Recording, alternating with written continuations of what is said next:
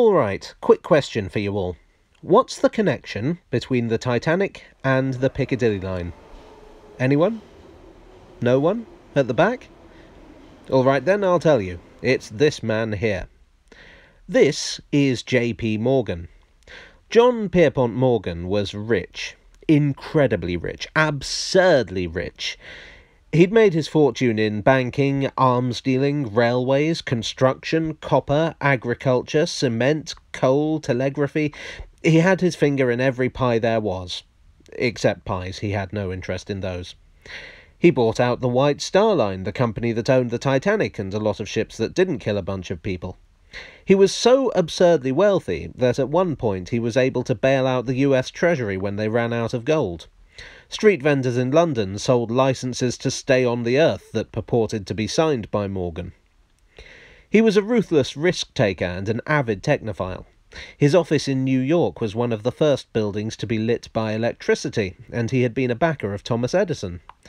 With a penchant for gambling, a love of new technology, and a strong interest in railways, it was perhaps inevitable that he'd take an interest in the developing underground railways in the early 20th century. This seems to have been a fairly standard practice for incredibly rich Americans. There were two schemes that particularly caught Morgan's eye, or at least two that are relevant to this video. One was the Piccadilly and City Railway, which would run from Piccadilly Circus to Cannon Street. The other was the North East London Railway, which would run from Cannon Street to Walthamstow. Morgan saw possibilities in a third scheme, the London United Electric Railway. London United was a tram company.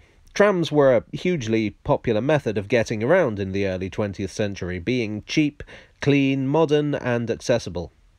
Unfortunately, they were also seen as being rather lower class, not really the thing in polite society. In fact, some boroughs, notably Kensington and Westminster, banned them altogether, or instituted punitive conditions that made them unattractive for their builders. This was a problem, because the posh boroughs that didn't want trams had money the trams wanted. London United figured that getting into the underground train rackets was a backdoor route into those boroughs. Morgan was mightily interested in the scheme and suggested a merger with his shiny new underground lines to create the Piccadilly, City and North East London Railway in 1902, a proposed line that would run all the way from Hammersmith to Southgate. This would not only help the tram boys achieve their goal, but would generate traffic for the tram network in West London. It was a brilliant scheme. What could possibly go wrong? Oh right, that guy. Charles Yerkes is a man I've talked about before, and I'll link to the video I made about him below. He too was interested in tube lines, and among his plans was a scheme called the Great Northern, Piccadilly and Brompton Railway, which would run from Hammersmith to Finsbury Park. The two routes were very similar. Even if both got parliamentary approval, it was unlikely that both would be commercially viable. Someone was going to get nobbled. Both Morgan and Yerkes were experienced in nobbling, and Yerkes knew he couldn't nobble Morgan directly. But the London United Electric Railway presented a perfect nobbling opportunity for the right nobbler. Negotiations between London United and Morgan weren't going so well at the time, so Yerkes swooped in and bought a controlling share in the United Line. Suddenly, the line Morgan proposed could no longer be built, and so Parliament withdrew their approval. Morgan was well and truly nobbled. Clinton Dawkins, Morgan's man in London, described London United's deal as an act of gross treachery.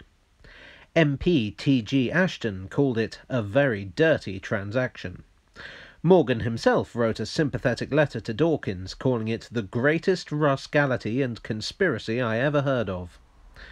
Not that Yerkes cared. With Morgan out of the picture, he was free to build his own planned railway.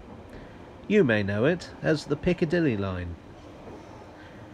This was far from Morgan's last failure, but he never again dabbled in the London Underground. Hi all, thanks for watching, and I hope you enjoyed today's treacherous episode of Tales from the Tube.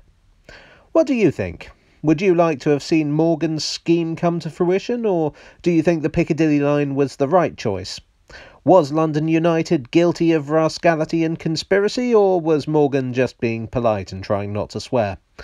Let me know your opinion in the comments section, and if you have no strong opinion, why not leave a like or subscribe in order to help you learn more and thus develop opinions.